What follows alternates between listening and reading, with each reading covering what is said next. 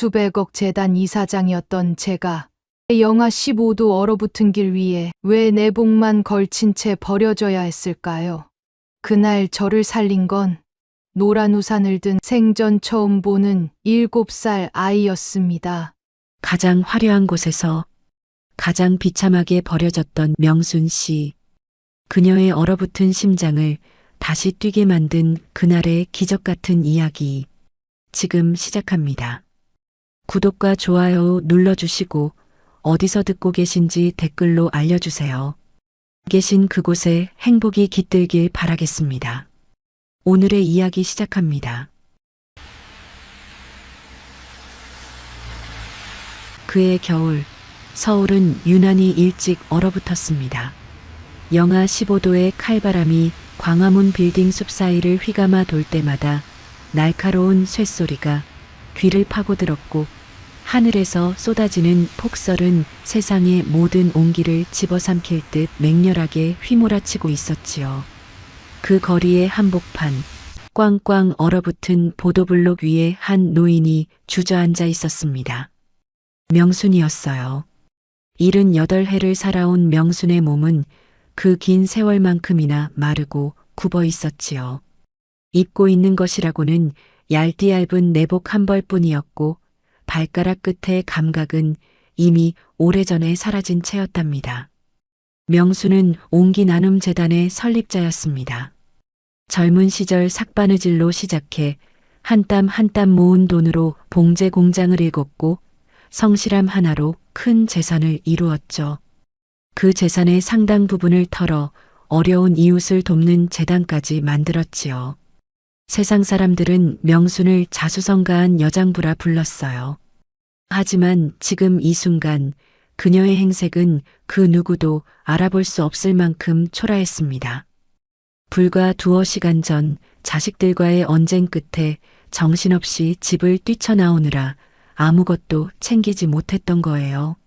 명순의 귓전으로 방금 전 자식들의 목소리가 이명처럼 울려 퍼졌습니다. 어머니, 재단 지분 문제 빨리 정리하셔야죠. 언제까지 질질 끄실 거예요? 형이 왜 더 많이 가져가는 건데? 나도 똑같이 어머니 아들이잖아. 자식들은 어머니의 건강을 걱정하는 대신 재산 분배를 두고 서로 삿대질을 해댔어요. 명순이 조금만 시간을 달라고 했을 때 장남이 차갑게 내뱉었지요. 어머니, 요즘 자꾸 깜빡깜빡 하시잖아요. 노막 나기 전에 빨리 도장 찍으시라고요. 장남은 짜증 섞인 목소리로 명순의 어깨를 거칠게 밀쳤습니다. 평생 자식들을 위해 굽어버린 명순의 가품 몸은 그 힘을 이기지 못하고 거실 바닥으로 힘없이 나동그라졌지요. 그 모습을 지켜보면서도 그 누구 하나 괜찮냐 묻는 자식이 없었습니다.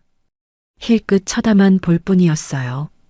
바닥에 머리를 찌은 명순의 귓가로 자식들의 고함 소리가 웅웅거리며 멀어져 갔습니다.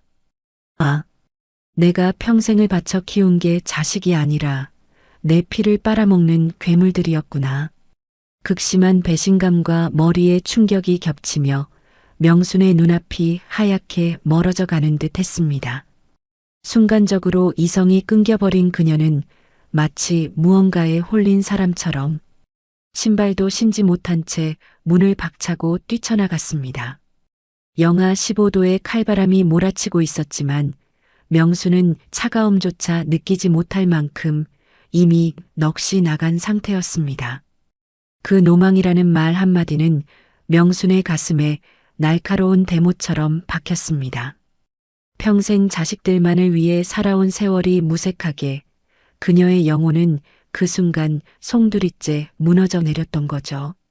자식들의 빚더미를 치우고 집을 사주고 유학까지 보내며 평생 제 살을 깎아 그들의 앞길을 닦아주었던 세월이었습니다. 하지만 돌아온 것은 감사함이 아닌 노망난 늙은이라는 비수 같은 멸시뿐이었습니다. 사실 명수는 자식들이 자신의 뒤를 이어 재단을 이끌어주길 바랐습니다.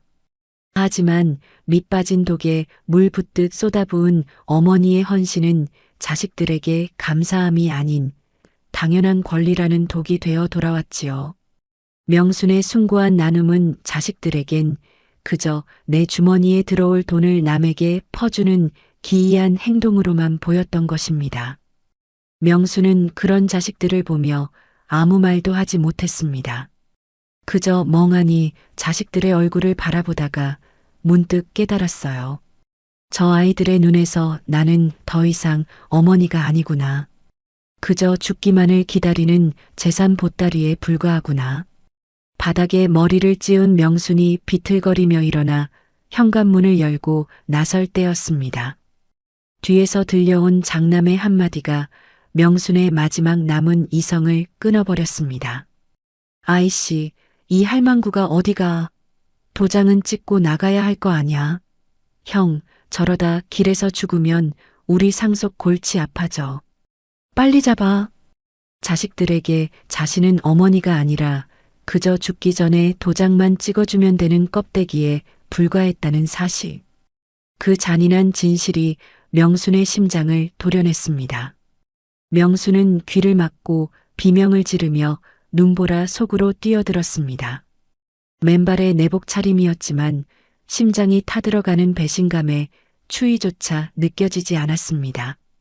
그렇게 명순은 자신의 이름도 집도 잊어버린 채 광화문의 차가운 어둠 속으로 사라졌습니다. 명순은 정신을 놓은 사람처럼 자신이 내복 차림이라는 것도 잊은 채 맨발로 집을 뛰쳐나왔습니다. 초점을 잃은 그녀의 눈동자에는 그 어떤 생기도 기억도 남아있지 않은 듯 보였지요. 평생을 버텨온 강인한 정신력도 자식들이 내뱉은 노망이라는 비수 앞에서는 속수무책으로 무너져 내린 것이었습니다. 계단을 구르듯 내려오느라 무릎은 까져 피가 배어 나왔고 정갈하던 머리는 산발이 된 채였지요. 영하의 추위 속에 눈물과 콧물이 범벅된 그녀의 얼굴은 그저 초라한 노숙인 그 이상도 이하도 아니었습니다. 자식들은 자기네들끼리 싸우는데 정신이 팔려 어머니가 나가는 것에는 신경도 쓰지 않았지요. 명수는 넋이 나간 채 한참 동안 광화문 거리를 헤매다 마침내 다리에 힘이 풀려 차가운 보도블록 위에 쓰러지듯 주저앉았습니다. 누군가 말을 걸어도 눈앞에 차가 지나가도 그녀는 그저 멍하니 허공만 바라볼 뿐이었습니다. 그 화려했던 이사장의 모습은 간대없고 그저 길 잃은 어린아이처럼 길바닥에 덩그러니 남겨진 것이었지요. 지나가던 행인 하나가 명순 앞에서 걸음을 멈췄습니다. 중년의 남자는 헝클어진 명순의 머리와 피 섞인 콧물을 흘끗 내려다보더니 인상을 찌푸렸습니다. 아이고, 할머니 여기서 이러시면 안 돼요. 저기 어디 시설이라도 좀 가보시지. 재단 설립자가 길바닥에서 노숙인 취급을 받고 있었던 거죠. 남자는 일부러 크게 혀를 차더니 명순의 굽은 어깨를 툭 치고 지나가 버렸답니다. 그 남자가 남기고 간 영혼 없는 연민이 차가운 공기 중으로 흩어지고도 한참이었습니다. 명수는 부서진 시간의 틈새에 갇힌 듯 그 자리에 망연자실 앉아 있었습니다. 발밑에 보도블록이 파도처럼 일렁이는가 싶더니 느닷없이 수십 년 전 고향집의 흙마당이 눈앞을 가로질렀습니다. 지금이 낮인지 밤인지 자신이 앉아 있는 곳이 길바닥인지 꿈속인지조차 분간할 수 없는 몽롱한 정적이 그녀의 의식을 야금야금 갉아먹고 있었습니다. 그렇게 얼마나 흘렀을까요? 명순의 흐릿해진 시야 속으로 잿빛 세상과는 이질적인 선명한 빨간색이 들어왔습니다. 빨간색 코트를 입은 아이였어요. 어둡고 눅눅했던 그녀의 세상에 환한 등불을 가져다 댄 듯 명순의 눈동자를 환하게 비춰주는 듯 했습니다. 7살쯤 되어 보이는 여자아이가 자기 몸보다 훨씬 큰 노란색 우산을 양손으로 꽉 쥔 채 명순을 내려다보고 있었습니다. 아이는 명순을 무서워하는 기색 없이 코를 킁킁거리더니 명순의 옆에 털썩 주저앉았습니다. 할머니 옆에 있어도 돼요?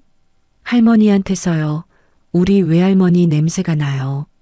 돌아가신 우리 아빠 서재에서 나던 낡은 종이 냄새도요.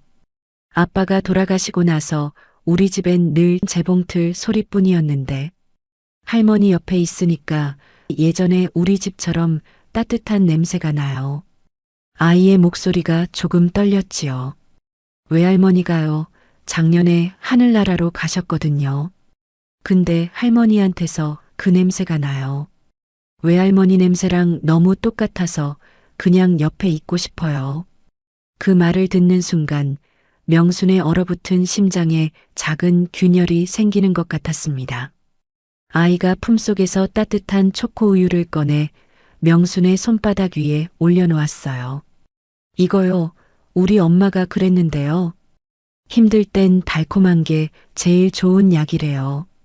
명순이 굳어버린 손가락 때문에 우유팩을 잡지 못하자 아이는 빨대를 꽂아 명순의 입가에 가져다 대주었지요. 따뜻한 초코우유가 목구멍으로 넘어가는 순간 명순의 눈에서 눈물이 흘러내렸습니다.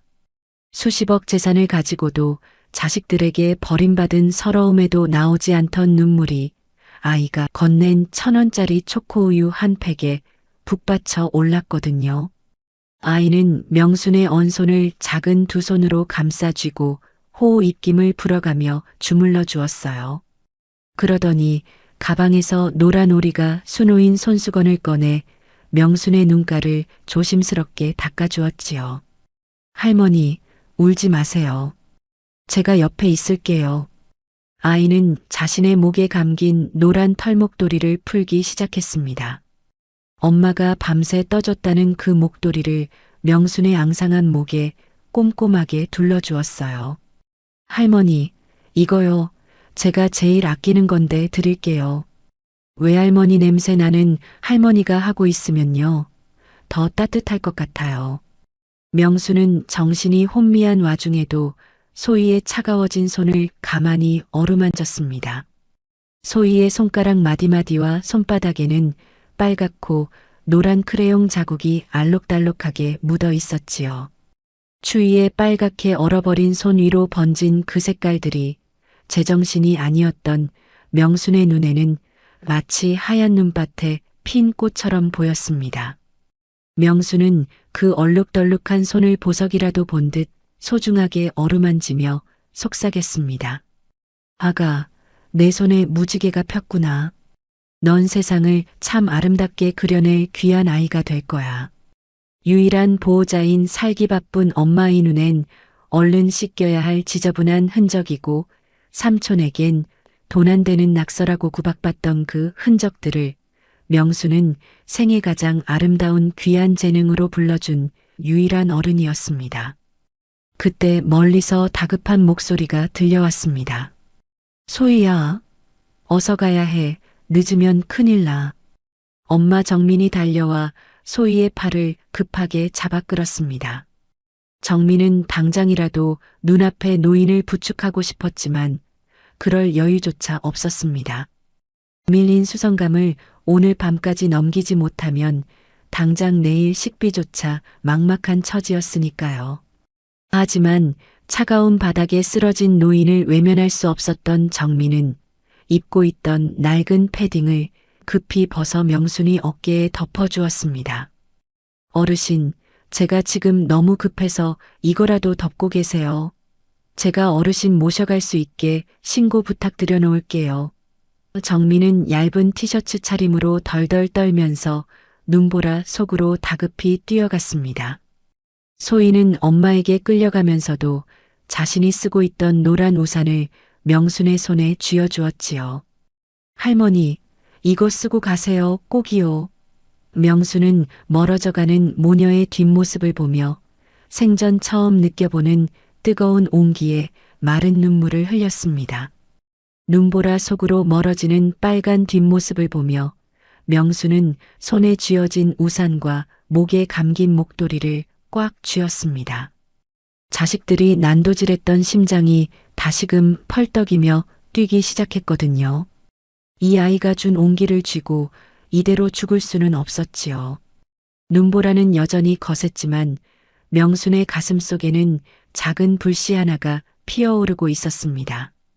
그 불씨의 이름은 소희였어요. 서울 도심의 대형 병원 응급실, 명수는 침대에 누워 천장을 바라보고 있었습니다. 어젯밤 소희 엄마의 신고로 병원으로 이송했거든요. 의사는 조금만 더 늦었으면 큰일 날 뻔했다며 혀를 찼지요. 하지만 명순의 마음속에는 죽음의 공포보다 다른 것이 더 크게 자리 잡고 있었어요.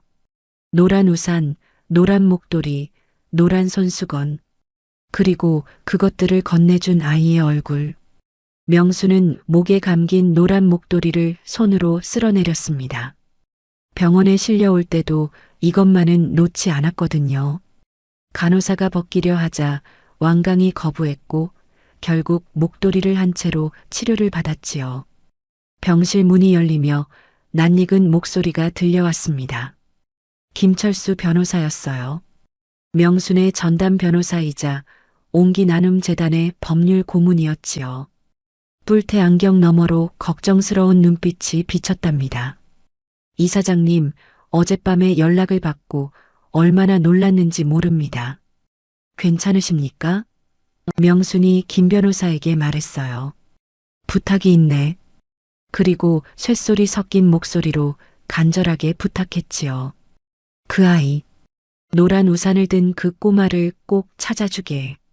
어젯밤 광화문 근처에서 엄마와 함께 있었어. 우산도 돌려줘야 하고 내 마음이 급해. 명순의 지시로 김 변호사는 그 길로 수행원들을 풀어 인근 건물의 CCTV와 블랙박스 영상들을 샅샅이 뒤졌습니다.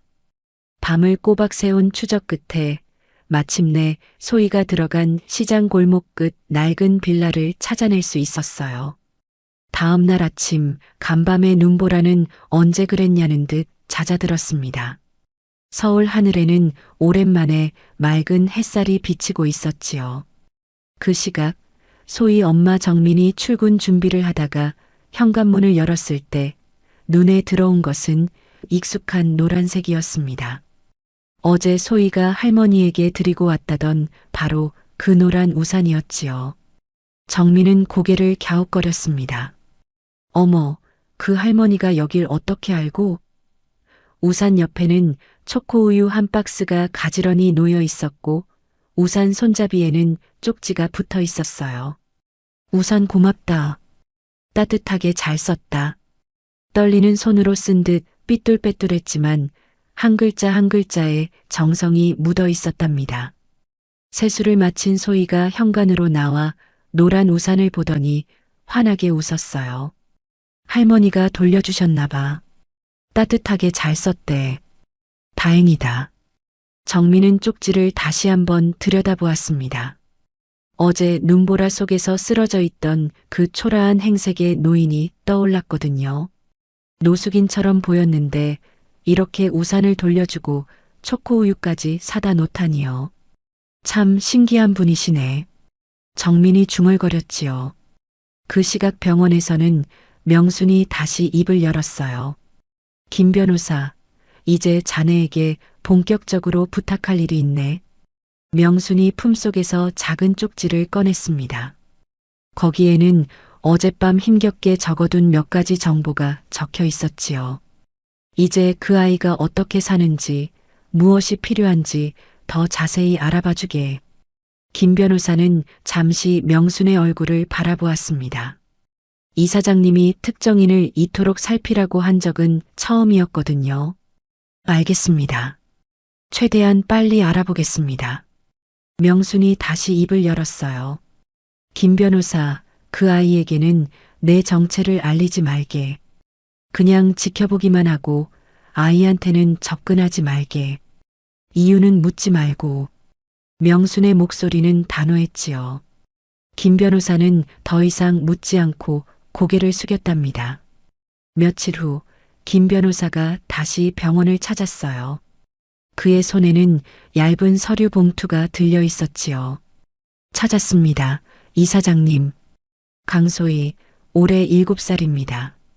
어머니 박정민 씨와 단둘이 살고 있고 아버지는 소희가 4살 때 교통사고로 돌아가셨습니다. 아빠가 세상을 떠난 지 어느덧 3년. 7살 소희에게 그 3년은 아빠의 빈자리가 점점 더 거대하고 차가운 구멍처럼 느껴지는 시간이었습니다. 엄마는 먹고 살기 위해 밤낮 없이 재봉틀을 돌려야 했고 보호막이 사라진 소희에게 세상의 추위는 매년 더 날카롭게 파고들었지요.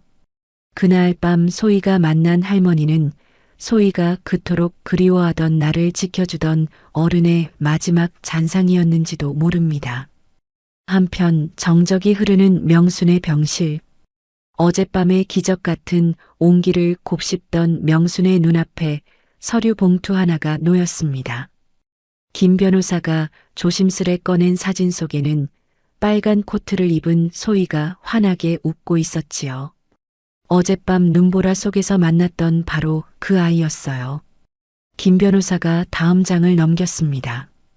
어머니 박정민 씨는 시장 근처에서 작은 수선집을 운영하고 있는데 가게라기보다는 좁은 공간에 재봉틀 하나 놓고 일하는 정도랍니다.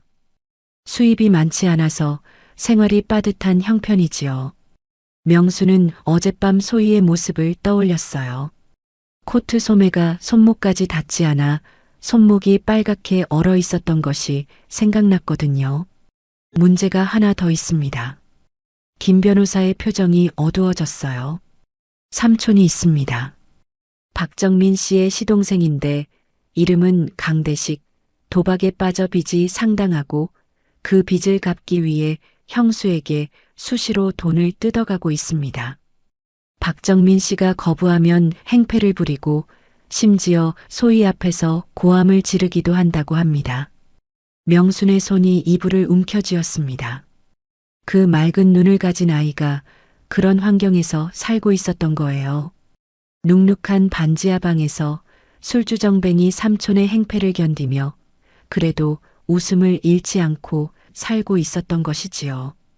그런데도 그 아이는 처음 보는 할머니에게 자신의 가장 소중한 것들을 내어주었답니다. 김 변호사, 그 아이를 도와주고 싶네. 김 변호사가 고개를 끄덕였어요. 말씀만 하십시오. 재단 차원에서 집을 마련해 줄 수도 있고 학비를 지원하는 방법도 있습니다. 삼촌 문제도 법적으로 처리할 수 있고요. 명순이 고개를 저었어요. 아니야. 지금 당장 큰 돈을 쥐어주면 그 탐욕스러운 삼촌이 돈 냄새를 맡고 더 달려들겠지. 소인의 가정이 아예 파탄 날 수도 있어. 그리고 명순이 잠시 말을 멈췄다가 이었습니다. 그 아이는 나한테 대가를 바라고 도움을 준 게 아니야. 그냥 외할머니 냄새가 난다고 순수한 마음으로 다가온 거야. 그런 아이한테 갑자기 큰 돈을 쥐어주면 그 마음이 변질될 수도 있어. 명순이 창밖을 바라보며 천천히 말했어요. 지금은 그저 비바람만 막아주게. 절대 내 정체를 드러내지 말고 이 아이가 스스로 설 때까지 그림자가 되어주게. 명순의 명령이 떨어진 지 며칠 뒤 김 변호사는 평소보다 들뜬, 아니 감격에 겨워 떨리는 목소리로 보고를 올렸습니다.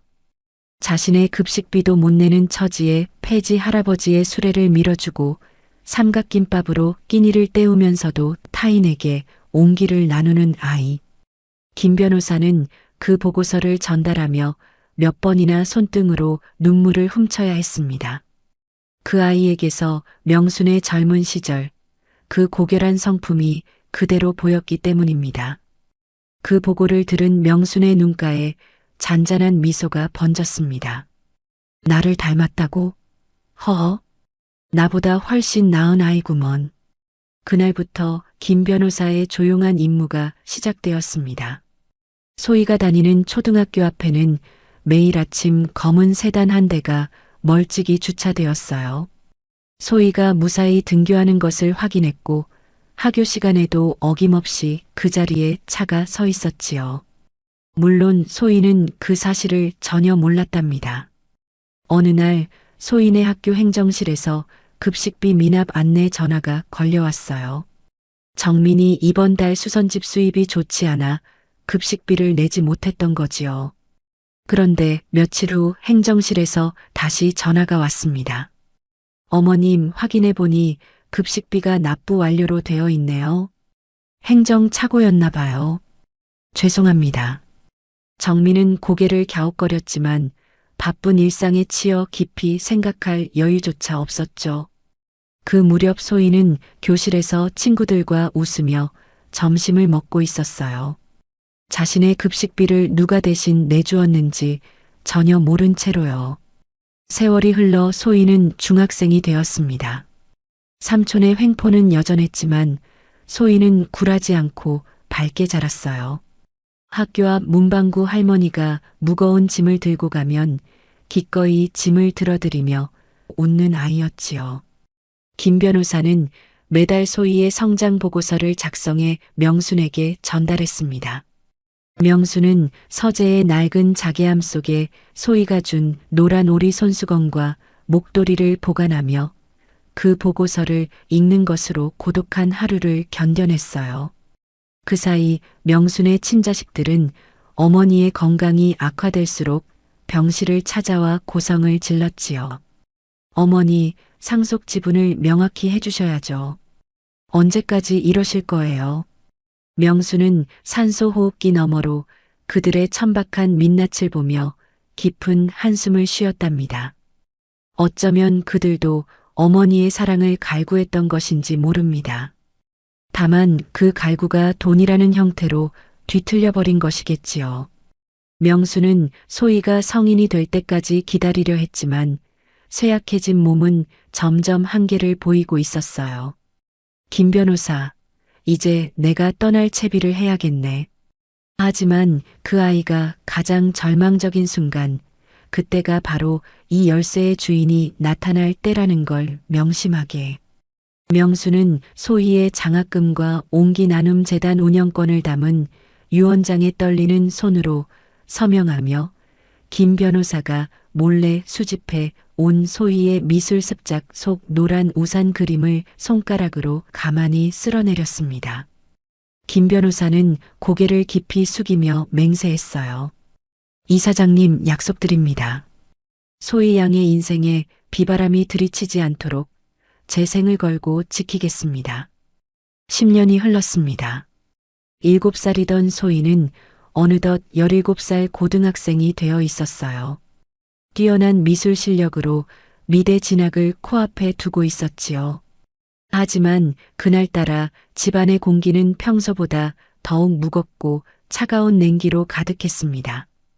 소희가 학교를 마치고 집에 돌아왔을 때 현관문이 반쯤 열려 있었어요.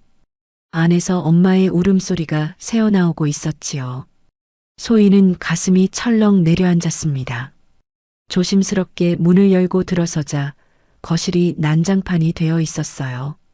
찬장이 엎어져 있었고 그릇 조각이 바닥에 흩어져 있었지요. 그리고 그 한가운데에 삼촌 강대식이 서 있었습니다. 썩은 술 냄새가 코를 찔렀어요. 삼촌, 이게 무슨 짓이에요? 소희가 떨리는 목소리로 물었지요. 대식이 핏발선 눈으로 소희를 쏘아보았습니다. 짓이라고? 내가 뭘 어쨌다고. 내 형 죽고 나서 누가 너희 뒷바라지 했는데. 대식은 품 안에서 꼬질꼬질하게 때가 탄 종이 한 장을 꺼내 정민의 얼굴 앞에 휘둘렀습니다. 아이고, 형수. 참 평화로우시네. 형이 죽기 전에 형수랑 소희 고생 안 시키겠다고 무리하게 돈 끌어다 쓴 거 형수만 모르지? 그 사람들이 소희 잡아간다고 난리칠 때 내가 내 집까지 팔아서 그 빚 다 메꿔준 거 잊었냐고. 여기 형님이 직접 지장 찍은 차용증 안 보여? 정민은 사르르 사지가 떨려왔습니다. 평생을 성실하게 살았던 남편이 그럴 리 없다고 생각하면서도 눈앞의 시빨간 지장은 정민의 심장을 억제었습니다. 형수, 지금 감상에 젖을 때가 아니야. 형님이 남긴 이 빚, 내가 언제까지 대신 갚아줄 것 같아? 당장 전세 보증금 도장 안 찍으면 이 차용증 들고 소희 학교 찾아가서 내 아비가 사채빚 남기고 죽었다고 다 까발릴 줄 알아. 소희 인생 망치고 싶어? 대식의 서슬 퍼런 고함이 좁은 방 안을 찢어발기듯 울려 퍼졌습니다. 그 압도적인 협박 앞에 정민은 아무런 대꾸도 못한 채 거실 구석으로 밀려나 쭈그리고 앉아 울 뿐이었지요. 그녀의 떨리는 손에는 대식이 휘두르다 내팽개친 전세 계약서가 들려 있었습니다. 사람들은 묻습니다. 왜 저런 인간을 내쫓지 못하고 바보같이 당하고만 있느냐고 말이죠. 하지만 정민에게 강대식은 단순한 시동생이 아니었습니다. 정민은 남편이 떠나기 직전 자신들을 지키기 위해 무리하게 빚을 냈고 강대식이 본인 집까지 팔아 그 거액의 사채를 해결해 주었다는 거짓말을 10년째 철석같이 믿고 있었기 때문입니다. 무엇보다 정민을 무너뜨린 것은 남편의 명예였습니다. 평생 고결하게 살아온 남편이 사실은 사채빚에 허덕이다 떠났다는 사실이 세상에 알려지는 것이 정민은 죽기보다 싫었었던 거예요. 딸 소희의 기억 속에서 아빠가 실패한 가장으로 남게 할 수는 없었으니까요. 결국 정민은 강대식의 비열한 폭언을 남편이 남긴 마지막 부채라 여기며 그 가짜 차용증을 족쇄처럼 찬 채 온몸으로 견뎌내고 있었던 것입니다. 엄마, 그게 뭐야?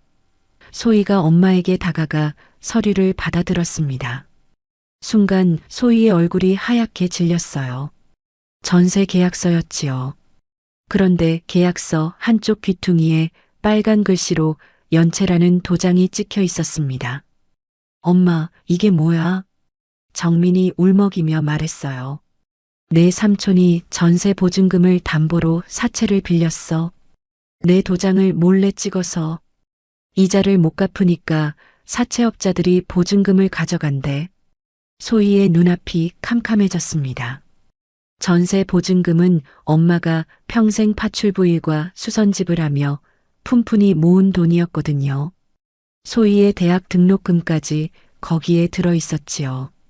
삼촌, 소희가 대식을 향해 돌아섰습니다. 어떻게 그럴 수 있어요?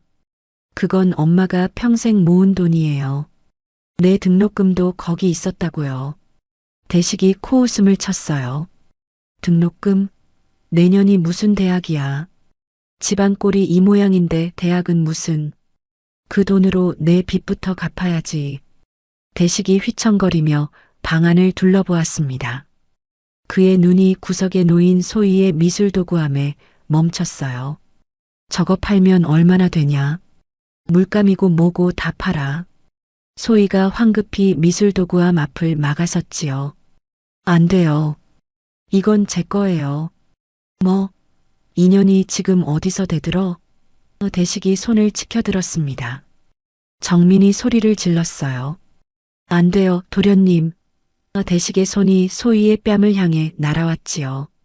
소희는 눈을 질끈 감았습니다. 하지만 예상했던 충격은 오지 않았어요.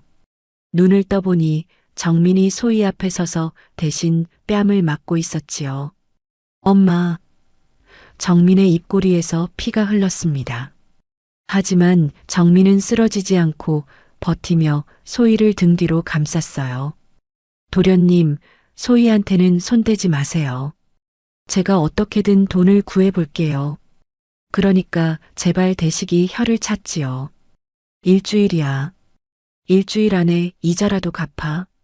안 그러면 진짜 이 집에서 쫓겨나는 줄 알아. 대식이 비틀거리며 나간 뒤 소희는 엄마를 부축해 앉혔습니다. 입술이 터져 피가 나고 있었어요. 소희는 수건을 적셔 엄마의 입술을 조심스럽게 닦아주었지요. 정민이 소희의 손을 꽉 잡았습니다. 소희야, 미안해. 엄마가 미안해. 엄마가 왜 미안해요? 잘못한 건 삼촌잖아요. 정민이 고개를 저었어요. 엄마가 도장 관리를 제대로 못해서 그래. 엄마가 돈을 더 많이 벌었으면 이런 일도 없었을 텐데. 소희는 엄마를 꼭 안았습니다. 하지만 이 모든 것은 강대식의 치밀하고도 잔인한 연극이었습니다. 소희 아버지는 사채를 쓴 적도 동생에게 빚을 남긴 적도 없었습니다. 오히려 강대식은 형이 남긴 작은 보험금과 재산마저 도박으로 날려버린 뒤 그 죄책감을 숨기기 위해 형수에게 가짜 차용증을 들이밀며 10년째 기생하고 있었던 것입니다. 이 추악한 진실을 알리 없는 소희는 그저 가늘게 떨리는 엄마의 손을 더욱 꽉 맞잡으며 말했습니다. 엄마, 괜찮아. 우리 같이 방법을 찾아보자. 내가 아르바이트를 더 할게. 미대는 나중에 가도 되니까. 하지만 소희는 속으로 피눈물을 삼켰습니다. 눈보라 속 할머니가 자신의 지저분한 손등을 보며 무지개가 폈다고 귀한 재능이라며 처음으로 인정해 주었던 그 소중한 꿈이 삼촌의 비열한 발길질 아래 영영 꺾여버릴까봐 소희는 그것이 가장 무섭고 두려웠습니다. 정민이 소희의 얼굴을 두 손으로 감싸며 고개를 저었습니다. 안 돼, 소희야. 내 꿈을 포기하면 안 돼. 엄마가 어떻게든 해볼게. 알았지? 하지만 정민의 눈에도 소희의 눈에도 어떻게 해볼 방법이 떠오르지 않았어요. 그날 밤 소희는 잠들지 못하고 방 한구석을 뒤졌습니다. 오래된 상자 속에서 무언가를 꺼냈어요. 10년 전 돌려받았던 그 낡은 노란 우산이었지요. 우산은 10년의 세월만큼이나 낡아 있었습니다. 살대가 두 군데나 부러져 있었고 천에는 군데군데 구멍이 나 있었어요. 하지만 소희는 이 우산을 버리지 않았지요.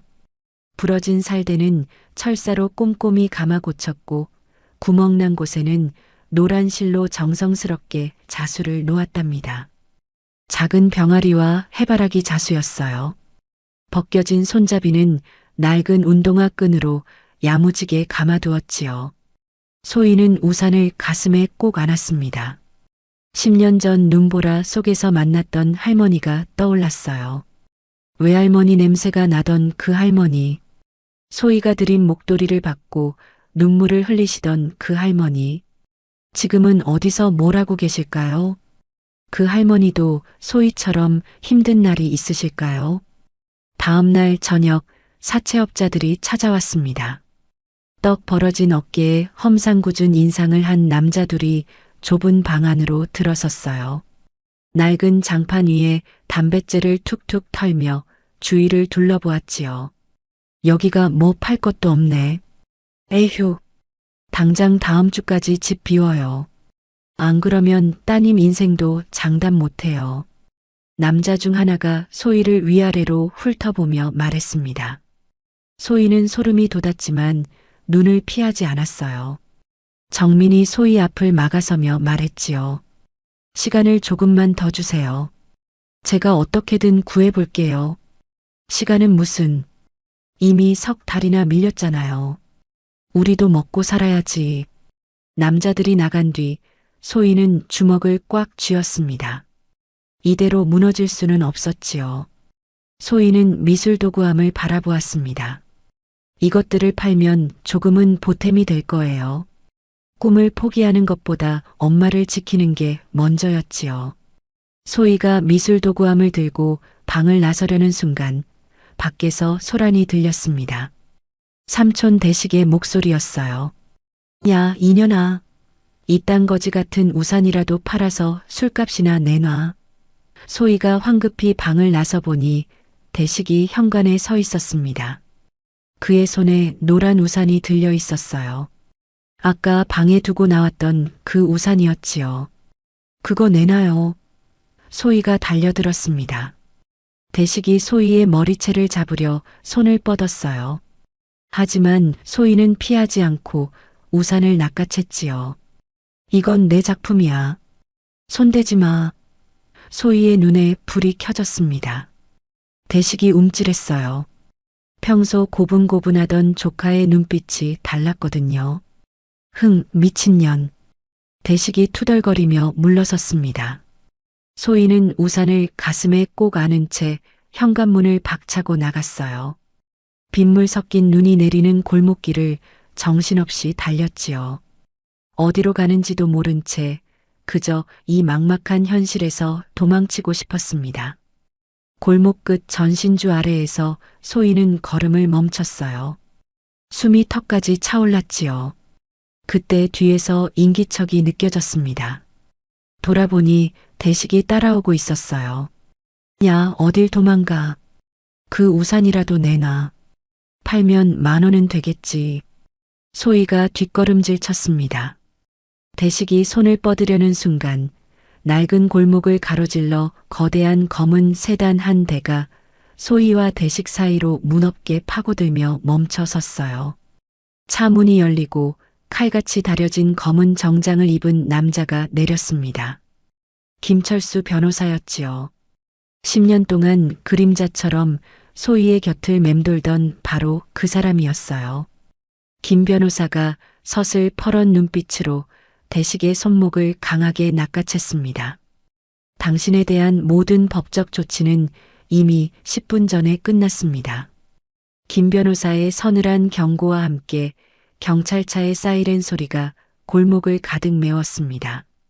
대식이 채 도망갈 틈도 없이 수행원들에 의해 제압되었고 소희의 어깨를 짓누르던 그 무거운 공기는 단 몇 초 만에 거쳤습니다. 뒤따라온 수행원들이 대식을 완벽하게 격리시켰어요. 김 변호사가 바들바들 떨고 있는 소희를 향해 정중하게 허리를 숙여 인사하며 10년 동안 한 번도 직접 건네지 못했던 손길을 내밀었지요. 사실 그동안 소희는 막연한 예감을 가지고 있었거든요. 이유 없이 해결되던 급식비 미납 문제, 밤길 무서울 때마다 골목 끝에 서 있던 검은 자동차. 누군가 나를 지켜주고 있다는 그 예감이 지금 이 순간 확신으로 변하고 있었습니다. 강소의 양, 너무 오래 기다리게 해서 미안합니다. 이제 그 우산을 접어도 좋습니다. 우리가 당신의 지붕이 되어드릴 테니까요. 김 변호사의 검은 세단은 서울 외곽을 빠져나와 한적한 주택가로 접어들었습니다. 소희는 뒷좌석에 앉아 창밖을 멍하니 바라보고 있었어요. 방금 전 일이 꿈만 같았지요. 삼촌을 제압하고 나타난 이 낯선 신사는 대체 누구일까요? 차 안에는 정갈한 가죽 냄새와 은은한 나무 향이 배어 있었습니다. 김 변호사가 백미러로 소희를 바라보며 조용히 입을 열었어요. 놀라셨지요. 갑자기 이런 일이 생겨서요. 소희가 고개를 끄덕였습니다. 저를 어떻게 아세요? 왜 저를 도와주시는 거예요? 김 변호사가 잠시 말을 멈췄어요. 백미러 속 그의 눈가에 잔잔한 물결이 일렁이는 것 같았지요. 곧 알게 되실 겁니다. 지금은 한 분을 만나러 가는 중이에요. 그분이 직접 말씀해 주실 거예요. 차는 높은 담장으로 둘러싸인 저택 앞에 멈췄습니다. 대문이 열리고 차가 안으로 들어서자 넓은 정원이 펼쳐졌어요. 하지만 정원의 화려함보다 소희의 눈에 먼저 들어온 것은 저택 곳곳에 놓인 노란 화분들이었지요. 해바라기, 수선화, 노란 장미, 전부 노란색 꽃들이었습니다. 소희는 가슴이 이상하게 뛰기 시작했어요.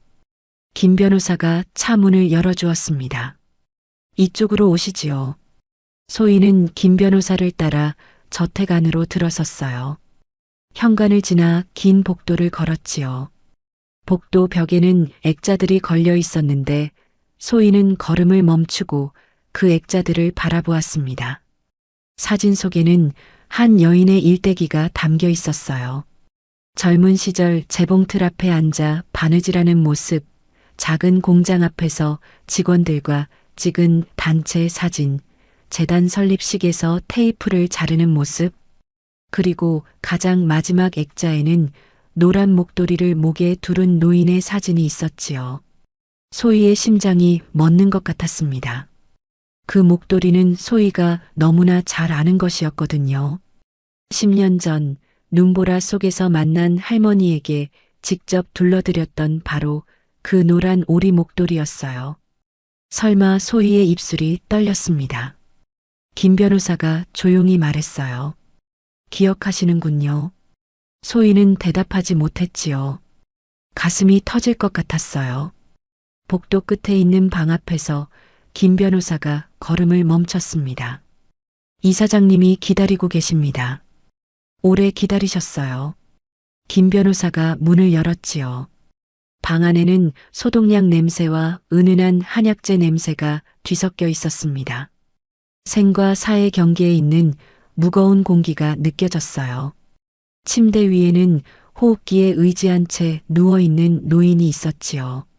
소희는 방 안에 들어서자마자 코끝을 스치는 익숙한 냄새에 걸음을 멈췄습니다. 알싸한 박하향과 오래된 장롱 냄새. 10년 전 그 눈보라 속에서 맡았던 바로 그 냄새였어요. 소희의 눈에서 눈물이 쏟아졌습니다. 소희는 침대 곁으로 달려가 무릎을 꿇었어요. 명순의 얼굴은 10년 전보다 훨씬 여위어 있었지요. 주름은 더 깊어졌고 한때 형형하던 눈빛도 흐려져 있었습니다. 하지만 소희는 단번에 알아볼 수 있었어요. 그때 그 할머니라는 것을요. 할머니, 저 소희예요. 기억나세요? 그때 외할머니 냄새 난다고 쫓아다녔던 그 꼬마예요. 소희의 눈물이 명순의 거칠어진 손등 위로 툭툭 떨어졌습니다. 명순은 희미해지는 의식 속에서도 소희의 목소리를 듣자마자 감겼던 눈을 번쩍 떴어요. 흐릿하던 눈동자에 빛이 돌아왔지요. 명순이 떨리는 손을 뻗어 소희의 뺨을 가만히 어루만졌습니다. 오느라 고생 많았다. 쇳소리가 섞인 목소리였어요. 하지만 그 안에 담긴 따스함은 10년 전 그대로였지요. 네가 좋아해준 내 냄새 덕분에 그리고 네가 준 목도리 덕분에 내 10년이 참으로 따뜻했단다. 소희는 할머니의 손을 두 손으로 꼭 잡았습니다. 그 손은 앙상하게 말라 있었지만 여전히 따뜻했어요. 명순이 곁에 있던 자괴함을 가리켰습니다. 김 변호사가 함을 열자 그 안에는 소희가 7살 때 둘러드렸던 노란 오리 목도리가 향기롭게 다려진 채 놓여 있었어요. 그 옆에는 노란 오리 손수건도 정갈하게 접혀 있었지요. 소희는 할머니가 10년 동안 그 낡은 목도리와 손수건을 버리지 않고 보물처럼 간직해왔다는 사실의 말을 잃었습니다. 그리고 오열하며 명순의 가슴팍에 머리를 묻었어요. 할머니, 왜 그동안 말씀 안 하셨어요? 저도 얼마나 할머니 보고 싶었다고요. 왜 혼자 이렇게 오래 기다리셨어요? 명순이 소희의 머리칼을 쓰다듬었습니다. 거친 손끝이었지만 그 안에 담긴 사랑은 한없이 부드러웠지요. 기다린 게 아니란다. 지켜본 거야. 네가 어떤 아이로 자라는지, 네가 받은 것보다 더 많이 베푸는 아이로 자라는지. 명순이 미소를 지었어요. 그리고 넌 내 기대보다 훨씬 더 좋은 아이로 자랐더구나. 명순이 힘겹게 말을 이었습니다. 그날 네가 옆에 앉아줬을 때 할머니는 죽으려고 했었어. 자식들한테 버림받고 세상에 혼자 남은 것 같아서. 그런데 네가 다가왔지. 외할머니 냄새가 난다고. 옆에 있고 싶다고. 명순의 눈에서 눈물이 흘러내렸어요. 그 한마디가, 그 따뜻한 초코우유 한 팩이 할머니를 다시 살렸단다. 네가 둘러준 이 목도리가 할머니 심장을 다시 뛰게 했어. 소희는 아무 말도 하지 못하고 그저 울기만 했습니다. 10년 전 자신이 한 작은 행동이 이렇게 큰 의미였을 줄은 꿈에도 몰랐거든요.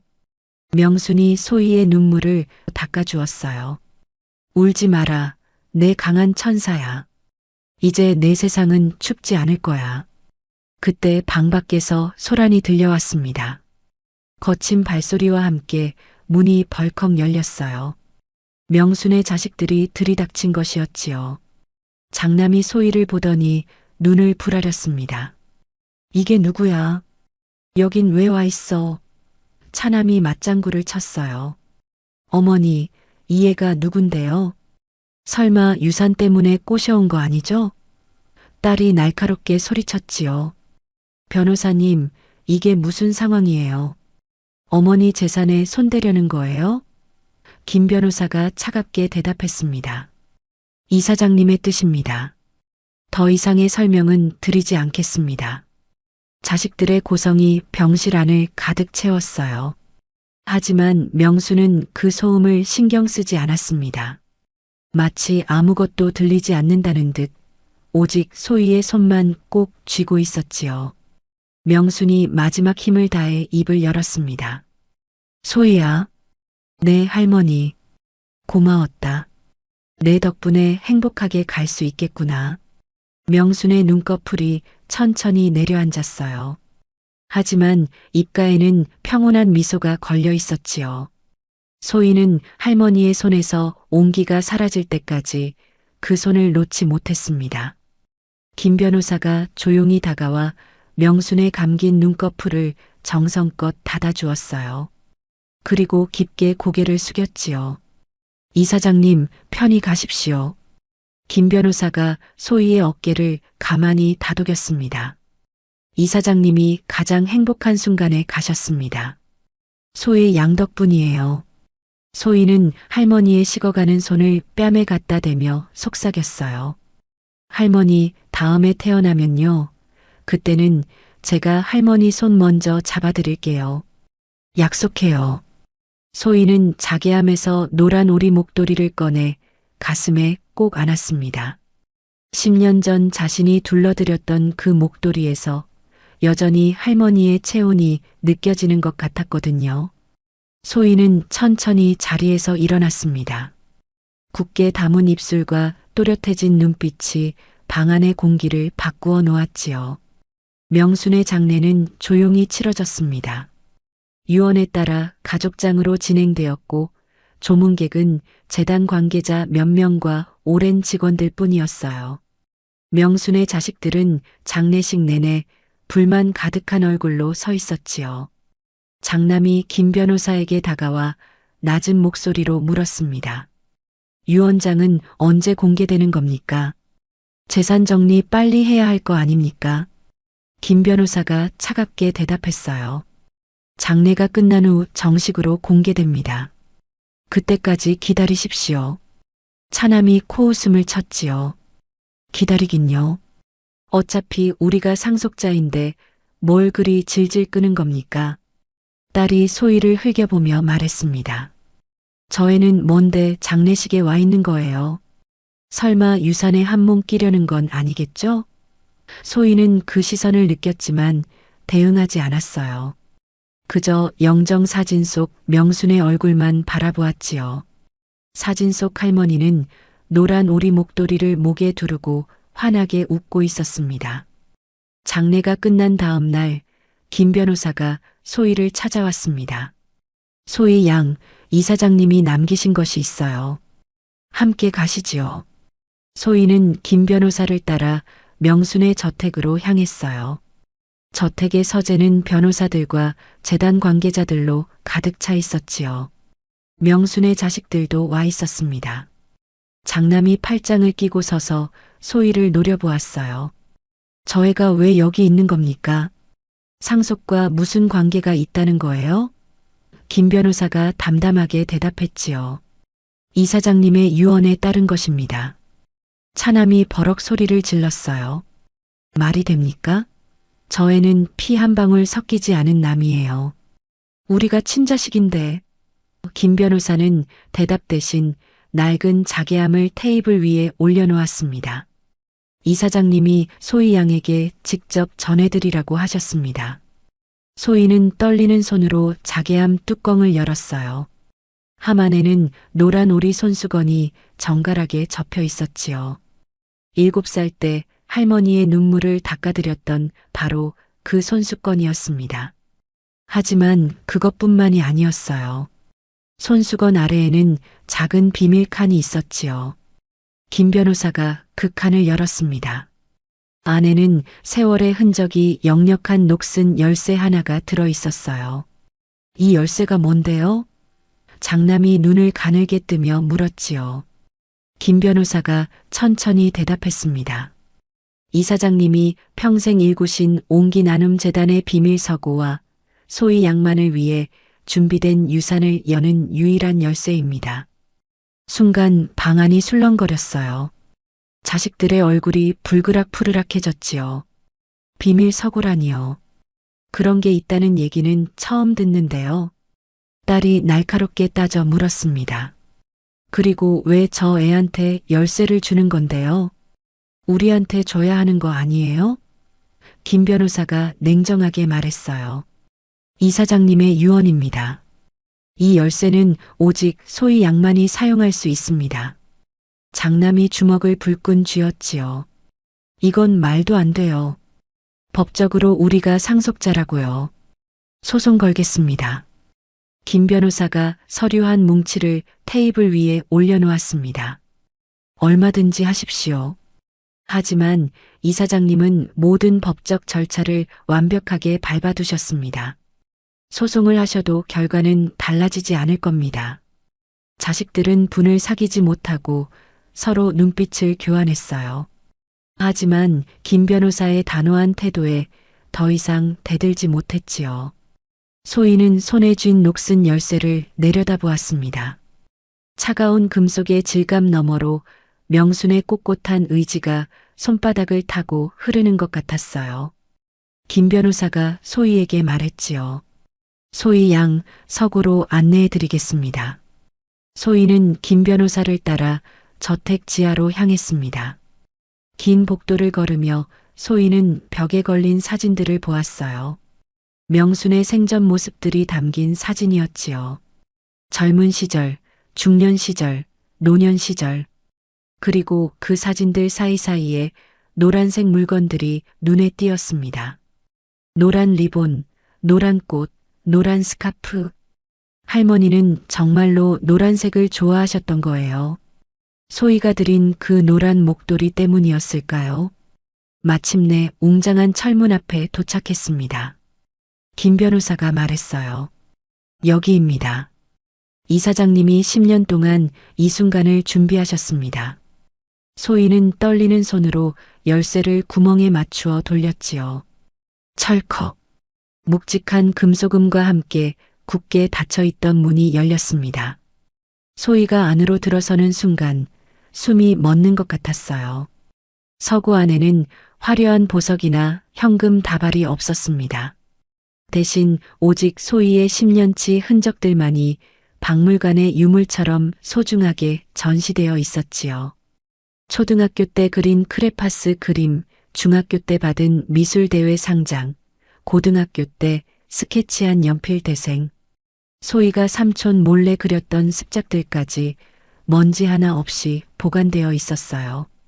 벽 한쪽에는 사진들이 걸려 있었습니다. 찢어진 교복을 입고 폐지 줍는 할아버지를 도와주던 소희의 모습, 학교 앞 문방구 할머니의 짐을 들어드리는 소희의 뒷모습, 비 오는 날 길고양이에게 우산을 씌워주는 소희의 옆모습. 소희는 이 사진들이 어떻게 여기 있는지 이해할 수 없었어요. 이사장님이 10년 동안 지켜보셨습니다. 김 변호사가 조용히 설명했지요. 소희 양의 모든 순간을요. 소희 양이 어떤 사람으로 자라는지, 받은 것보다 더 많이 베푸는 사람이 되는지, 이사장님은 그것을 확인하고 싶으셨어요. 소희의 눈가가 뜨거워졌습니다. 왜 이렇게까지 김 변호사가 말을 이었어요. 이사장님은 소희 양이 단순히 돈을 받는 상속자가 아니라 타인의 고통에 우산을 씌워줄 줄 아는 품격을 갖출 때까지 기다리신 겁니다. 서고 중앙에 금고가 있었지요. 김 변호사가 금고를 열자 안에는 서류들이 가지런히 놓여 있었습니다. 30억 규모의 재단 지분 서류와 함께 소희의 대학 등록금과 생활비를 위한 장학금 증서가 들어 있었어요. 그리고 손수건 아래에는 편지 한 통이 놓여 있었습니다. 편지 봉투에는 나의 작은 천사에게라는 명순의 친필이 적혀 있었지요. 소희가 떨리는 손으로 편지를 뜯자 마른 꽃잎 하나가 떨어졌어요. 노란 해바라기 꽃잎이었습니다. 소희야, 이 편지를 읽고 있다면 할머니는 이제 내 곁에 없겠구나. 하지만 슬퍼하지 마라. 할머니는 내 덕분에 10년을 더 행복하게 살았단다. 10년 전 그 눈보라 속에서 할머니는 죽으려고 했었어. 세상에 혼자 남은 것 같아서 더 이상 살 이유가 없다고 생각했지. 그런데 네가 다가왔어. 외할머니 냄새가 난다고, 옆에 있고 싶다고. 그 한마디가 할머니를 살렸단다. 이 열쇠는 내 가난을 지우는 도구가 아니야. 이건 네가 세상을 향해 펼칠 더 큰 우산의 손잡이란다. 할머니가 받은 온기를 이제 네가 세상에 나눠주렴. 그게 할머니가 내게 바라는 유일한 것이야. 사랑한다. 내 작은 천사야. 소희는 편지를 가슴에 꼭 안고 바닥에 주저앉아 오열했습니다. 할머니가 자신을 지켜본 10년이 감시가 아닌 부모조차 해주지 못했던 가장 세심하고 사려 깊은 어른의 보살핌이었음을 비로소 깨달았거든요. 김 변호사가 소희 곁에서 묵묵히 손수건을 건넸어요. 소희는 그 손수건으로 눈물을 닦으며 할머니가 남긴 유산의 무게를 가슴 깊이 새겼습니다. 명순의 유언장이 공개된 직후 자식들의 반격이 시작되었습니다. 장남이 가장 먼저 움직였어요. 유명 로펌을 선임해 상속 무효 소송을 제기한 것이지요. 어머니는 치매 증상이 있으셨습니다. 판단 능력이 없는 상태에서 작성된 유언장은 무효예요.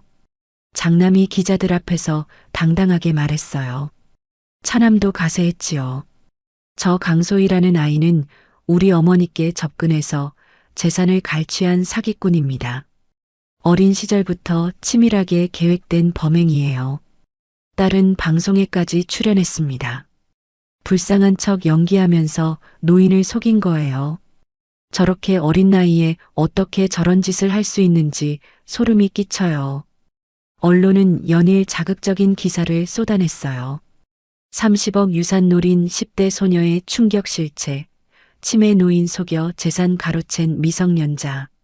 소희와 엄마 정민의 사진이 인터넷에 떠돌았지요. 악성 댓글이 수천 개씩 달렸습니다. 소희는 학교에 가지 못했어요. 친구들의 시선이 달라졌거든요. 복도에서 마주치면 수군거리는 소리가 들렸지요. 걔가 그 애래. 할머니 꼬셔서 돈 뜯어내네. 대박, 진짜 무섭다. 저런 애가 우리 학교에 있었다니. 소희는 고개를 숙이고 걸었습니다. 하지만 눈물은 흘리지 않았어요. 할머니가 남기신 편지를 가슴에 품고 있었거든요. 울지 마라. 내 강한 천사야. 그 말을 되뇌며 버텼지요. 숙부 강대식도 가세했습니다. 자식들과 손을 잡고 소희에게 불리한 증언을 하기로 한 것이었어요. 그 애는 어릴 때부터 도벽이 있었습니다. 남의 물건에 손 떼는 버릇이 있었어요. 돈을 노리고 노인에게 접근한 게 분명합니다. 대식이 법정에서 증언할 준비를 하고 있다는 소문이 들려왔지요. 재판날이 다가왔습니다. 법원 앞에는 기자들이 구름처럼 몰려들었어요. 소희와 정민이 법원에 들어서자 플래시가 터지고 마이크가 들이밀어졌지요. 소희 양 정말로 재산을 노리고 접근한 게 아닙니까? 피 한 방울 섞이지 않은 남인데 어떻게 상속을 받을 수 있다고 생각하십니까? 소희는 아무 대답도 하지 않았어요. 다만 엄마가 새벽같이 일어나 다려준 셔츠를 입고 꼿꼿이 허리를 펴고 걸었지요. 정민이 소희의 손을 꽉 잡았습니다. 소희야, 우리는 당당해. 부끄러울 거 하나도 없어. 소희가 고개를 끄덕였어요. 알아, 엄마. 법정에 들어서자 명순 할머니의 자식들이 먼저 와 있었습니다. 장남이 소희를 보더니 코웃음을 쳤어요. 어린 게 어디서 사기를 쳐. 오늘 꼴 좀 봐라. 차남이 맞장구를 쳤지요. 변호사비만 벌써 몇 억이야. 이기고 나면 전연 털어서 다 받아낼 거야. 딸이 날카롭게 말했습니다. 어머니를 깨워서 치매 걸리게 만든 거 아니야? 조사해 봐야 해. 그들의 변호인이 일어섰어요. 비싼 양복을 빼입은 중년 남자였지요. 재판장님, 원고 측은 피상속인 박명순 씨가 유언장 작성 당시 심신미약 상태였음을 주장합니다. 또한 피고 강소인은 미성년자임에도 불구하고 피상속인에게 접근하여 부당한 영향력을 행사했습니다. 피고의 가정 환경을 보십시오. 가난한 집안에서 태어나 돈에 대한 욕망이 컸을 것입니다. 어린 나이에 노인에게 접근한 것 자체가 의도적인 행위임을 증명합니다. 소인은 입술을 꽉 깨물었습니다. 정민의 손에도 힘이 들어갔지요.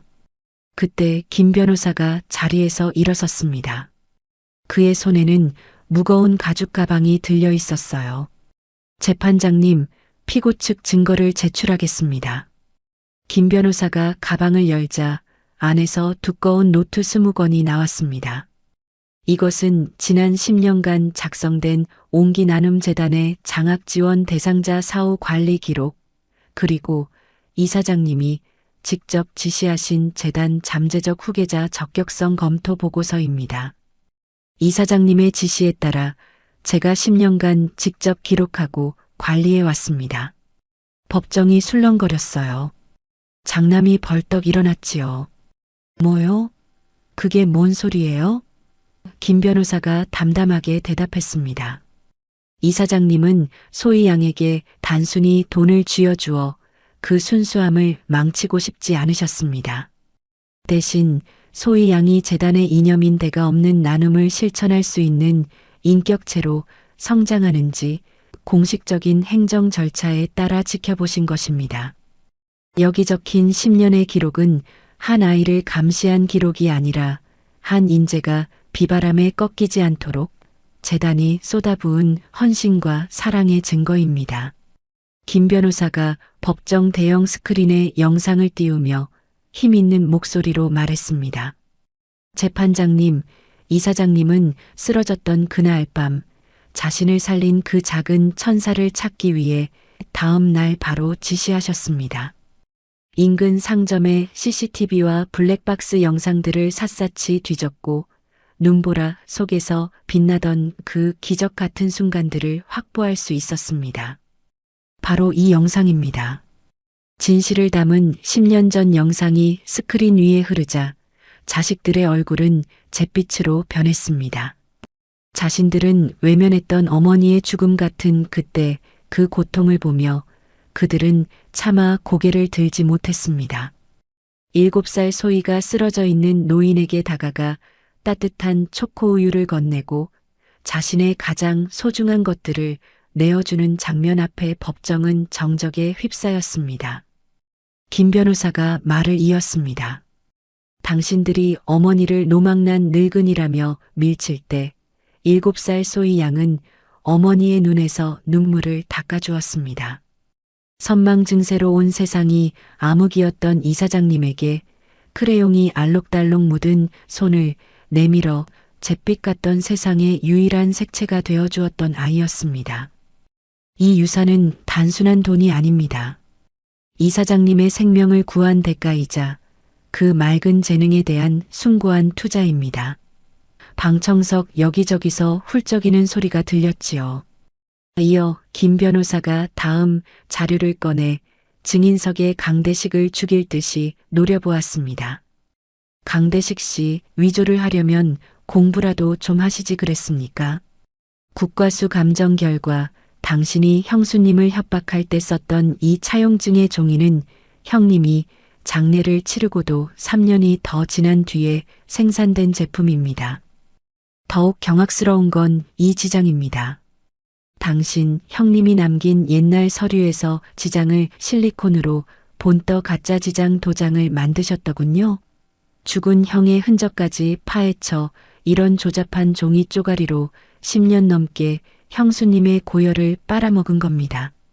당신은 가족이 아니라 기생충이자 괴물일 뿐입니다. 강대식의 얼굴이 순식간에 흑빛으로 변했습니다.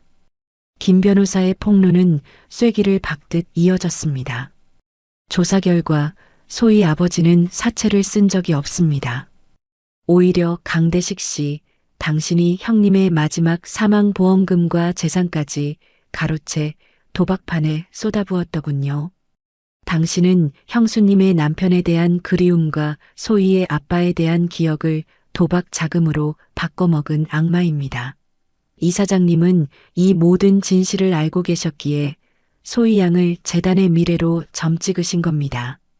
법정안은 경악에 찬 탄식으로 가득 찼습니다. 강대식은 그게 아니야. 라며 비틀거리다 결국 바닥에 볼품없이 주저앉고 말았습니다. 구석에서 이 모든 진실을 들은 정민은 입을 틀어막은 채 오열했습니다. 남편이 빚쟁이가 아니었다는 안도감과 분노가 터져나온 것이었습니다. 재판장이 엄숙하게 법봉을 3번 두드렸습니다. 본 재판부는 박명순 씨의 유언이 유효함을 인정합니다. 특히 본 재판부가 주목한 것은 피고 강소희가 행한 선행이 어떠한 대가도 바라지 않은 순수한 행위였다는 점입니다. 이 유산은 단순한 상속이 아니라 고귀한 인격에 대한 숭고한 보답입니다. 또한 증인 강대식의 범행이 지극히 악질적인 바 사문서 위조 및 사기, 위증죄로 즉석에서 법정 구속을 명합니다. 아니야. 이거 다 사기야. 이거 나. 수갑이 채워져 비명을 지르며 끌려나가는 강대식, 그리고 그 와중에도 서로를 탓하며 멱살잡이를 하는 할머니의 자식들. 법정은 순식간에 아수라장이 되었습니다. 하지만 그 소란 속에서 소희와 정민은 마치 다른 세상에 있는 듯 정지해 있었습니다. 소희는 떨리는 엄마의 손을 꼭 맞잡고 엄마의 젖은 눈을 똑바로 바라보며 나직이 속삭였습니다. 엄마, 이제 됐어. 우리 아빠 그런 사람 아니었어. 우리를 버린 것도 빚을 남긴 것도 아니었어. 이제 다 끝났어, 엄마. 그제야 정민의 참아왔던 오열이 터져나왔습니다. 10년 동안 가슴을 짓눌렀던 남편에 대한 원망과 미안함, 그리고 억울함이 눈물과 함께 씻겨 내려가는 순간이었습니다. 법정 복도를 빠져나오는 두 사람의 등 뒤로 비로소 따뜻한 오후의 햇살이 길게 비치고 있었습니다. 소희는 승리의 순간에도 환호하지 않았습니다. 대신 패소한 자식들에게 조용히 다가갔지요. 할머니는 당신들을 미워하지 않으셨어요. 다만 당신들이 잃어버린 사람의 마음을 저를 통해 다시 보여주고 싶으셨을 뿐이에요. 자식들은 소희의 눈을 마주치지 못하고 고개를 돌렸어요. 그 어떤 말보다 더 깊은 부끄러움이 그들의 얼굴에 스쳐 지나갔지요. 법정 복도는 금세 아수라장이 되었습니다. 야, 네가 어머니를 그렇게 몰아세우지만 않았어도 이런 일은 없었잖아. 장남이 차남의 멱살을 잡았고 딸은 바닥에 주저앉아 서로의 탓을 하며 비명을 질렀습니다. 어머니의 사랑을 돈으로만 계산하던 그들은 이제 한 푼의 유산도 없이 서로를 증오하는 괴물이 되어 있었습니다. 법정을 나서는 소희의 등 뒤로 카메라 플래시가 빗발쳤지만 소희는 뒤돌아보지 않았습니다. 그날 저녁 뉴스에는 재벌가 자식들이 서로 탓하며 집안이 풍비박산 났다는 보도가 흘러나왔어요. 소희는 그 뉴스를 보며 비웃는 대신 조용히 TV를 끄고 캔버스 앞에 앉아 붓을 들었습니다. 그것이 소희가 보여줄 수 있는 가장 우아한 복수였지요. 재판이 끝난 뒤 소희와 엄마 정민은 오랫동안 살아온 반지하 방으로 돌아왔습니다. 좁은 방 안에 들어서자 익숙한 곰팡이 냄새가 코끝을 찔렀지요. 하지만 오늘따라 그 냄새가 덜 눅눅하게 느껴졌습니다. 아니, 어쩌면 소희의 마음이 달라진 것인지도 몰라요. 정민이 낡은 장판 위에 털썩 주저앉았습니다. 소희야, 우리가 이긴 거 맞지? 소희가 엄마 옆에 앉으며 고개를 끄덕였어요. 네, 엄마. 우리가 이겼어요. 정민의 눈시울이 젖어들었습니다. 그동안 참아왔던 모든 것들이 한꺼번에 쏟아져 나오는 것 같았어요. 소희는 엄마의 어깨를 감싸 안았습니다. 엄마의 몸에서 다리미 스팀 냄새와 라벤더, 섬유 유연제 향이 났어요. 새벽같이 일어나 수선집에서 일하고 밤늦게까지 다림질을 하시던 엄마. 삼촌에게 맞으면서도 소희 앞을 막아섰던 엄마. 그 냄새가 소희에게는 세상에서 가장 편안한 향기였지요. 엄마, 이제 걱정 마세요. 할머니가 장학금을 남겨주셨어요. 제가 대학 갈 수 있어요. 정민이 소희의 얼굴을 두 손으로 감싸며 말했습니다. 소희야, 엄마가 미안해. 네가 이렇게 고생하는 동안 엄마가 지켜주지 못해서. 소희가 고개를 저었어요. 엄마가 왜 미안해요? 엄마는 매일 새벽부터 밤까지 일하셨잖아요. 엄마가 있어서 제가 버틸 수 있었어요. 모녀는 좁은 반지하 방에서 서로를 꼭 껴안고 한참을 울었습니다. 창문 틈으로 들어오는 저녁 햇살이 두 사람의 등을 따스하게 비추었지요. 저녁을 먹고 난 뒤 소희는 자리에서 일어나 구석에 놓아두었던 미술 도구함을 꺼냈습니다. 삼촌이 팔아버리려고 했던 바로 그 도구함이었지요. 뚜껑을 열자 물감 튜브들과 붓들이 가지런히 놓여 있었어요. 이제 다시 그릴 수 있었습니다. 꿈을 포기하지 않아도 되었어요. 소희는 작은 캔버스를 꺼내 이젤에 세웠습니다. 무엇을 그릴지는 이미 정해져 있었어요. 눈보라 속에서 처음 만났던 할머니의 모습, 그리고 그 할머니에게 우산을 건네는 7살 소희의 모습, 붓끝에서 노란색 물감이 캔버스 위로 번져나갔습니다. 새벽녘이 되어서야 소희는 붓을 내려놓았습니다.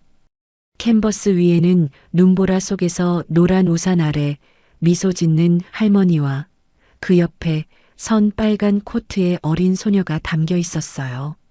정민은 그런 소희의 뒷모습을 바라보며 조용히 미소 지었지요. 소희의 눈빛이 달라져 있었습니다. 무언가를 향해 나아가는 사람의 눈빛이었어요.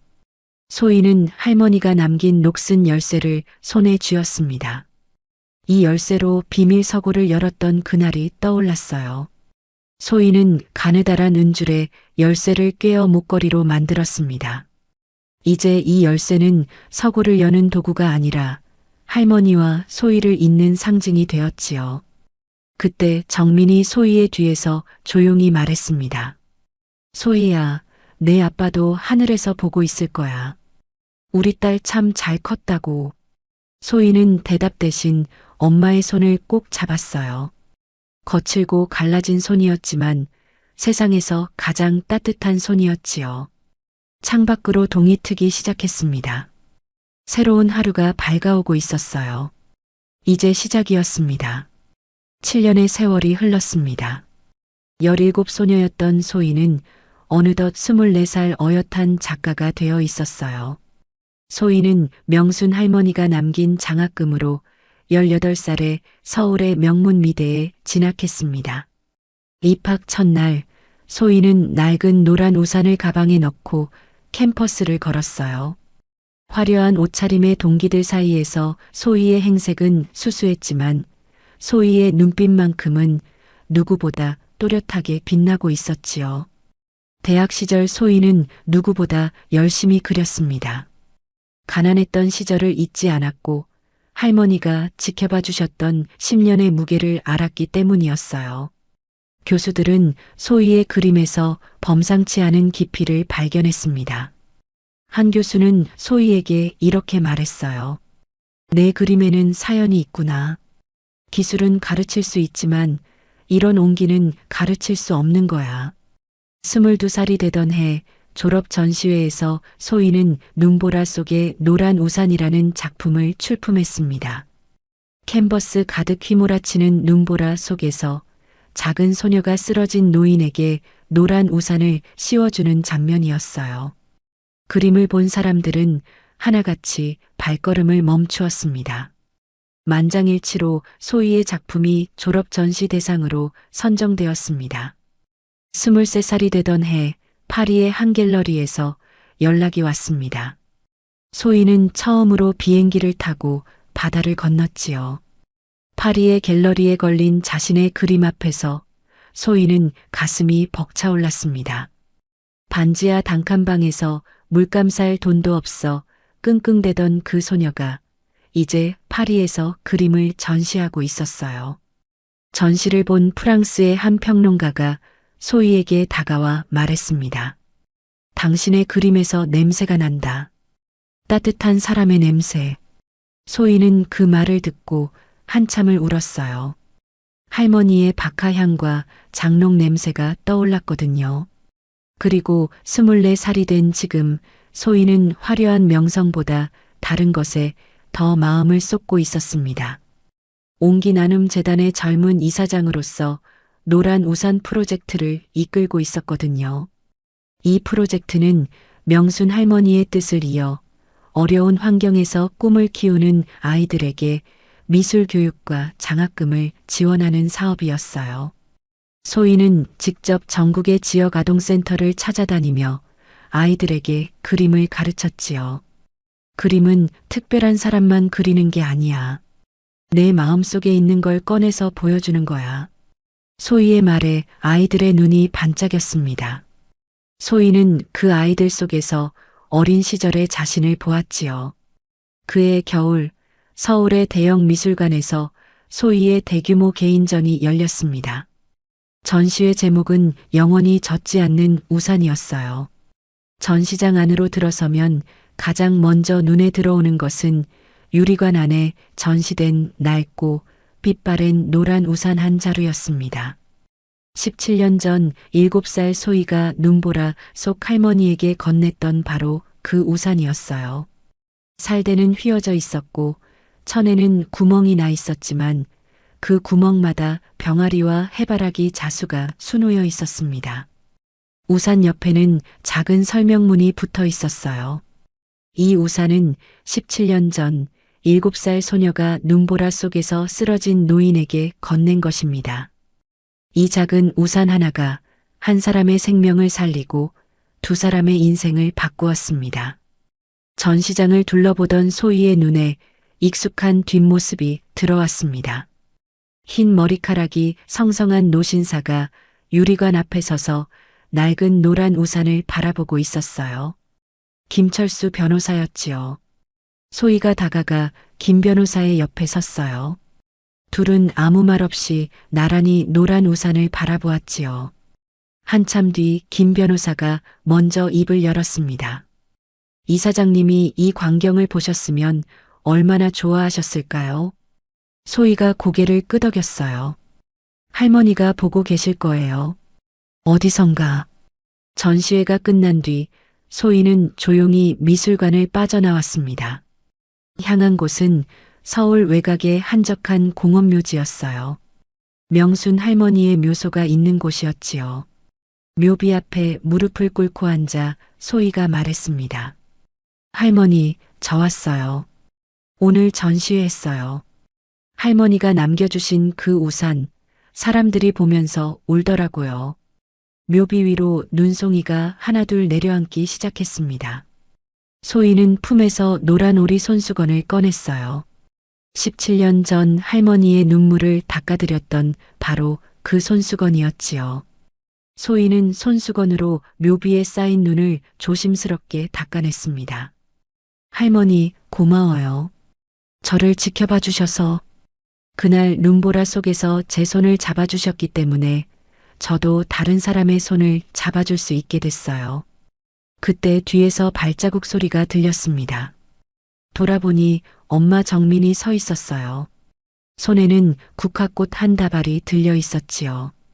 정민이 국화꽃을 묘비 앞에 놓으며 말했습니다. 이사장님 감사합니다. 제 딸을 지켜봐 주셔서요. 모녀는 나란히 서서 묘비를 바라보았습니다. 눈발이 점점 거세졌어요. 소희가 가방에서 노란 우산을 꺼내 펼쳤습니다. 노란 우산 프로젝트의 상징으로 새로 제작된 우산이었지요. 소희는 우산을 엄마의 머리 위로 씌워 주었어요. 엄마, 이제 제가 엄마 우산 해줄게요. 정민의 눈가가 뜨거워졌습니다. 우리 소혜 많이 컸네. 소희가 엄마의 어깨를 감싸 안았어요. 엄마가 키워줬잖아요. 그날 저녁 소희는 엄마와 함께 새 집으로 향했습니다. 반지하가 아니었어요. 소희가 그림을 팔아 마련한 작은 아파트였지요. 햇빛이 잘 들어오는 남향이었고 베란다에는 정민이 키우는 노란 꽃들이 놓여 있었습니다. 정민이 웃으며 말했어요. 노란 꽃만 사게 되더라고.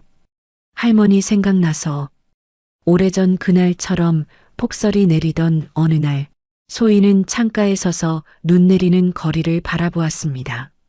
문득 거리에서 우산 없이 걷고 있는 노인이 눈에 들어왔어요. 소희는 현관으로 달려가 노란 우산을 집어들었습니다.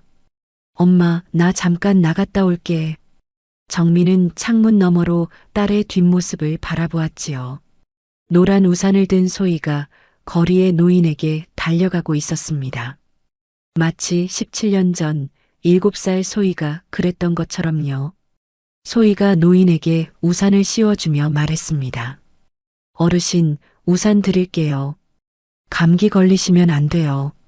노인이 놀란 눈으로 소희를 바라보았어요. 아니, 괜찮아요. 이런 좋은 우산을 소희가 환하게 웃었습니다. 괜찮아요. 저는 이미 충분히 받았거든요. 이제 드릴 차례예요. 노인의 눈에 눈물이 맺혔어요. 고마워요, 아가씨. 정말 고마워요. 소희는 노인이 걸어가는 모습을 지켜보았습니다. 노란 우산이 눈보라 속에서 등불처럼 빛나고 있었지요. 소희는 하늘을 올려다보았어요. 눈송이들이 소희의 얼굴 위로 내려앉았습니다. 차갑지 않았어요. 마치 할머니가 소희의 뺨을 어루만져 주시는 것 같았습니다. 17년 전 눈보라 속에서 시작된 작은 기적이 이제 세상을 향해 뻗어나가고 있었어요. 어떠셨나요?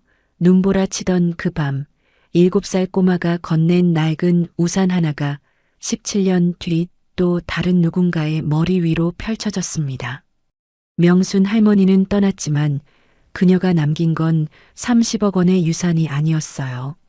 받은 만큼 돌려주는 것이 진짜 부자라는 따뜻한 대답이었습니다. 살다 보면 우리에게도 매서운 눈보라가 칠 때가 있습니다. 자식 걱정에, 돈 걱정에, 혹은 외로움에 몸이 떨릴 때가 있지요. 명순 할머니가 소희에게 남긴 마지막 말을 기억하시나요? 부족함을 아름답게 채워가는 마음이 진짜 부자라는 그 말입니다. 지금 인생이 눈보라처럼 춥고 외롭더라도 조금만 견뎌보세요. 소희처럼 따뜻한 손이 혹은 명순 할머니처럼 묵묵히 지켜봐주는 누군가가 곧 여러분 곁에도 나타날 겁니다. 그리고 혹시 아나요? 지금 이 이야기를 듣고 계신 여러분이 누군가에게는 이미 노란 우산일지도 모른다는 거요. 선생님들의 오늘이 누군가에게는 기적이 되길 소망하며 달빛 아래 사연 한 줌 여기서 인사드립니다. 구독과 좋아요 눌러주시고 어디서 듣고 계신지 댓글 남겨주시면 마음으로 인사드리겠습니다. 감사합니다.